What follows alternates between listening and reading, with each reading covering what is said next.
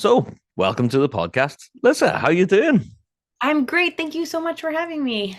Good. Good. Well, if anything, I'm going to let you introduce yourself first of all, because I'm sure there might be those out there who may not be aware of you or your music or all of your work. So, do you want to tell us a bit about yourself first of all? Sure. Yeah, I am Lissa Schneckenburger.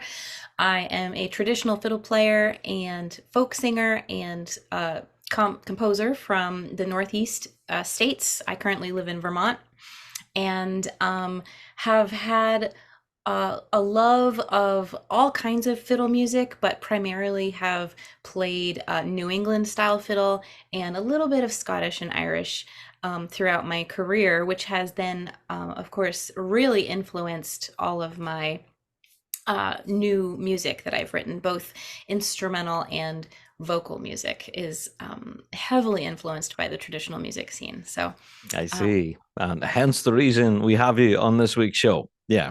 yes. So, well, I wanted to talk about, well, you have a wealth of albums and a great back catalogue of all sorts of incredible tunes and suites of music that you've composed. It's been quite a lot of work over this last while from yourself, I'm sure. Yeah. Yeah.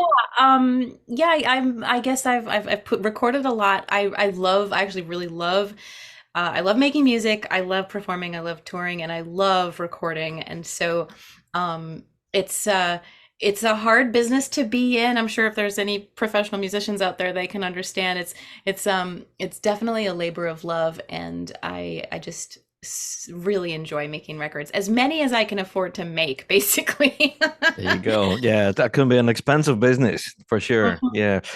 So I need to ask you then about composition. We've a lot of pipers that would be listening to our show each week, and a lot of them would love to put pen to paper to start composing a tune. But I think the number one question that we get is they have no idea where to start. People would love to start buying the gadgets and the gizmo, the software and all of this kind of stuff. But that's really not where it should stem from, is Mhm. it? So Yeah. what's your approach? Oh boy. Well, so when I teach, I have a number of private students, and I do a lot of workshops on this kind of thing. And when I teach composition, especially to traditional musicians, I have a couple of different exercises that I have people start with, and they can be, might call them like writing prompts Mm, or just little some. It's a bit of basic structure that then gets the creative juices flowing. So the first thing to do is to first just state that writing music is just like anything else. The more you do it, the more practiced you are at it, the better you are at it. yeah. So when I am writing music for an album, I write every single day, and I will write tons and tons and tons and tons of repertoire. So, you assume that for any album with like 10 songs on it, at least 30, 40, 50 Oh songs. wow. Yeah, as many as that. Yeah. I just write because you want to put out your best work, and it's just like anything else that you might practice. You do it every single day, and some days you're going to have a really great day, and other days it's going to be a little bit harder, Mm, and you kind of have to ride that ebb and flow and just stay consistent. And over time, over a month or two, you really will definitely end up with a couple of gems, a few compositions that you enjoy. But that's the first thing that I love to tell people is that practice helps. Do it every single day if you really want to write. mm. Or if you've never done it before and you just want to try it out, try it every day for a week and just see what comes up.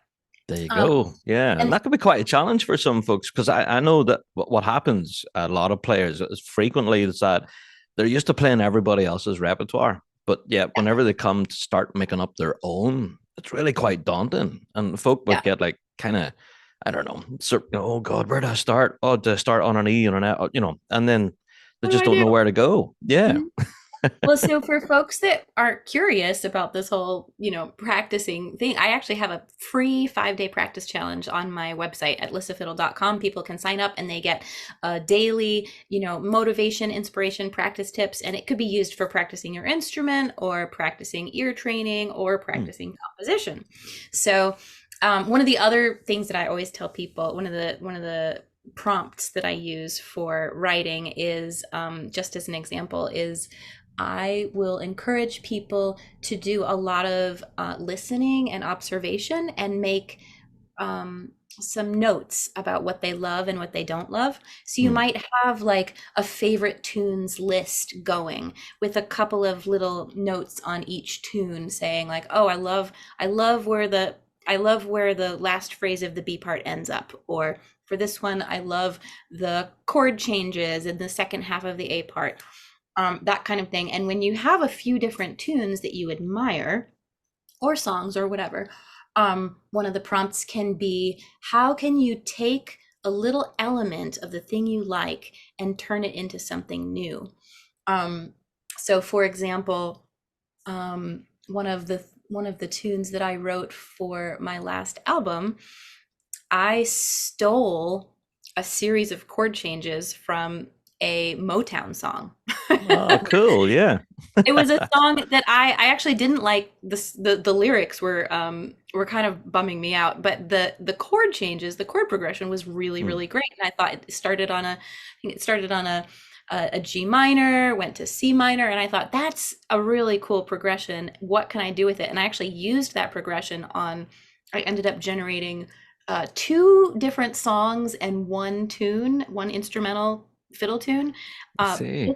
inspired by the chord changes. And some of them I liked and some of them I didn't like, but it's just an idea that you can just kind of get going. Or maybe let's say if you like a particular like a particular passage with an octave jump, you're like, oh, this is so cool that it goes from low to high really quickly. How can I do that? Maybe I'll start in a different key, but I'll keep that same octave jump in a new key.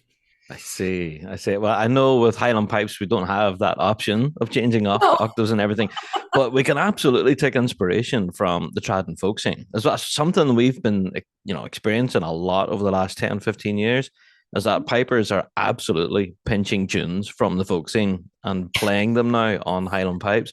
So are you seeing that a lot, even in the folk scene, that people like stealing ideas and, tunes and stuff from each other, I guess.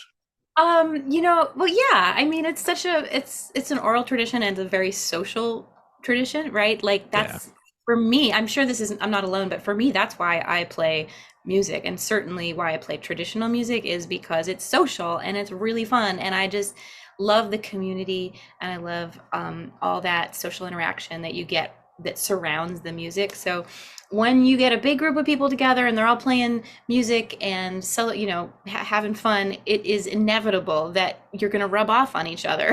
There you go. Yeah, I love and that so, analogy. Yeah, for and it's sure. I mean honestly I feel like fiddlers have been stealing pipe tunes for hundreds of years, so it's good that it Yeah. goes both ways. Oh, absolutely. Yeah, it's. Yeah, I was going to say vice versa. Yeah, it's always kind of that two-way street. So, yeah, I was going to ask you then, as a composer, what have you ever heard any of your tunes being played in the wild and thought to yourself, "Wow, I've never heard it like that. That sounds amazing." Have you ever heard that? Yeah, a couple of times. Although every once in a while I'll hear, so I one of my more, I guess, my tunes that has gotten farther afield is one that I wrote for my grandmother. It's called Mona's. I recorded it years ago, and then it ended up in a couple of tune books, and every once in a while I'll hear it out and I'll go, "Oh, that's a new version." I think, it's a real traditional, that's the real folk process. It's going on and on. There you go. But I'd say even more commonly, there's actually a song that I wrote that has been really traveling around the world. A song that I wrote for an a cappella chorus called Hope Lingers On. And um, I've, that actually blows my mind because I've gotten to hear it performed by all kinds of different groups from around the world, big a cappella choirs, small choirs, little groups. That's um I can't even believe that that's actually real. When I Yeah. hear that stuff, I'm like, it's wait. it's bound to be kind of a pinch yourself kind of moment going, wow, that's my tune. That's my song. Yeah, it's bound to be special. Yeah. Yeah, it really, I mean, I'm very lucky. There you go. So, well, I have to ask then, you did mention it about being an oral tradition, and it absolutely is, and we're well used to it in the piping scene. But what we're noticing of late is that a lot more pipers are being taught by what I call the dots on the page. All right. Sheet music is Oh. king. I know. But and whenever I was learning in like the 80s and stuff, it was always word of mouth. You would have been sung a part or something or shown how to play it. Mhm. And I think we're kind of losing that nowadays. I don't. What's Oh, your opinion on that? I don't, I guess I haven't. Hmm. I think with the places where I tend to teach and perform, I don't think it is necessarily being lost as an oral tradition. Hmm.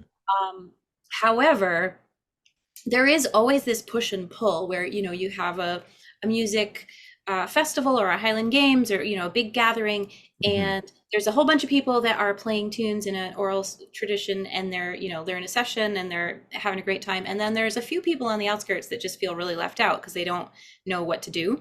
Yeah. And um and I feel that's been my experience more often than not, and it's really it's become really important to me to be able to pull those folks in and be able to help them Hmm. access the music, because that's what we all want anyway, is to play together. Absolutely. Yeah. um, I have a video course specifically on how to learn by ear if you haven't before, so if people want to check it out, I it's see. Because learning by ear. it is an important skill. It absolutely is, especially like for those of us that are playing competitively in a band where you need to listen to other musicians around you. It might not be a skill that a lot of folk have developed whenever they're first learning. So yeah, it's something that you could work on, I guess. How would you work on it yourself? Well, again, I guess I always start by saying it's all about practice. You got to do it Yeah. every day. And I often, I have people break things down into super, super, super small pieces, like much smaller than you might imagine. Like for example, will separate rhythmic information and pitch information. So when you're learning a Ah, whole tune, you get everything all at once. It's maybe like, I don't know, yeah. 2 to 4 measures worth of music, just stream of, just in real time. You're like, what just happened? Yeah. So I break it down way, way, way, way, way slower than that. And we just do, say, a bunch of call and response rhythms on one note. You just listen to rhythms and you just get in the habit of like listening, responding, listening, responding, listening, responding. And that can Mm, be that practice of getting into that flow can be a good first step. And then separate out pitch information. So then you just start by talking about the relationship between two notes. That's it, just two hmm. pitches. So somebody plays a B flat or an A, and then you play a second mystery note, and you just figure out, is it higher or lower? That's like the most I simple see. Yeah. exercise. Yeah. But it's like one of those subconscious things. If somebody's learning a tune at speed by ear, they are thinking about those things very quickly, subconsciously. You're Hmm. thinking, like, how do these notes lay out? What is the pattern? How does it, what's the topography of the tune? And so when someone is learning at the very beginning of getting to get their ears working, just thinking about the relationship between two notes is a good I starting place. see. Oh, that's really sound advice there for sure. Thank you. So, have you got any tips then for anyone listening right now who, and I know there will be people listening right now, are going, "Oh, Rab, don't mention me. I won't give your name." But but there have been those people that have been saying, "I'd love to compose my own stuff, but I'm just so nervous to put pen to paper." I think, if anything, it's a fear of what others will think of their Mm. composition. You know, so that's my opinion, but I want to know if you have any words of kind of, I don't know, advice for those venturing out to compose their first tune. I mean, don't worry so much about everyone else. Just find something that you love. And of course, that can be challenging because we all have our own inner critic. But Yeah. if you're doing a lot of listening and you've got your favorite albums, your favorite bands, you're listening to tons and tons of music, and you get a sense for like, oh, I really like this kind of tune. I really like this rhythm. I like these notes, these combinations, these patterns. Then when you start to generate and write yourself, you'll recognize when you like something and when you don't. And I always tell Okay. people it is not a big deal if you write something you don't like, because you can do it again tomorrow and you'll write something else. There And you then the go. next day you write something else. It's like, it kind of takes the pressure off. You don't have to be perfect every single thing you write doesn't have to be amazing. You just have Yeah. to do it and have fun, and then say, oh, I like this. I think maybe I'll work on this a little bit. I really like the A part. Maybe I'll do a different B part next time, or There whatever. you go. Yeah. And from what we've heard as well, is that writing is not something that you can actively kind of sit down and say, right, today I'm writing a Strasbourg and that's it. But for some people, it just happens. There could be a traffic light and they get a theme just comes into their head out of nowhere. Has that been your experience, or do you like actively sit down to write every day? Both, A bit both. of So both, yeah. yeah, so sometimes I'll get that spontaneous inspiration and it's really fun. And, an idea comes to you, Hmm. this has happened to me in the middle of the night. Like I'll wake up and I'll be like, I gotta write that down. Oh, Um, wow. definitely like in the car, lots and lots of songs written in the car. I'm the person driving around with like my phone, like dictating voice memos, going diddly diddly dee. Um, but also, like, there's months go by when that doesn't happen. And so the regular daily practice is actually essential, because that's when um, I kind of hone my ability to write well and to write the things that I enjoy. And I also spend that time, if I write every day, I'll spend that time kind of editing and fine tuning some of those raw ideas. Hmm. Um, so if you have a great idea in the middle of the night, you write it down, you wake up the next morning, you're like, what was I thinking? um, you could use your daily practice or composition time to kind of suss out what did you like about it, and do you want to keep it? Do you want to keep some of it? Do you want to, adjust it or add on to it at all? Yeah. There you go. That's fascinating to me. The whole process of writing music is just a mystery to me. Yeah, but Ah, it's fantastic. Yeah. no, So I heard. Oh, go ahead. Go ahead. no, I was going to say thank you for such great advice. Oh And yeah. yeah. So I was going to ask then, do you have any kind of points of contact or reference for folks to kind of check you out, check your music out, and for any of your available courses? Yeah, thanks for asking. My website is the best place to go. It's lissafiddle.com. That's LISSAFIDDLE.com. So nobody has to spell Schneckenburger. Lissafiddle.com, and there you will find the free 5-day practice challenge, the Learning by Ear video series, and also my contact info. And if people are wanting to reach out and say hello, you can email me or find me on Instagram and say, ask questions about songwriting or tune writing or whatever else. I'm excited to hear from people. There you go. So be prepared for a whole pile of bagpipers then to contact you and asking tons of questions. I really love the bagpipes, and every time I play Highland games, it's such a fun little playful competitive thing there Oh with between the yeah. fillers and the pipers. Yeah, yeah. Oh, I've noticed that. Yeah.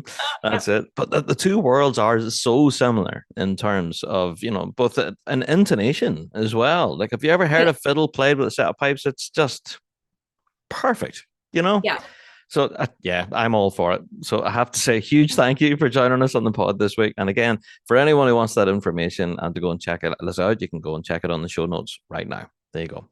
Thank you so much for joining us this week. I really appreciate your time. Thank you. Thank you for having me.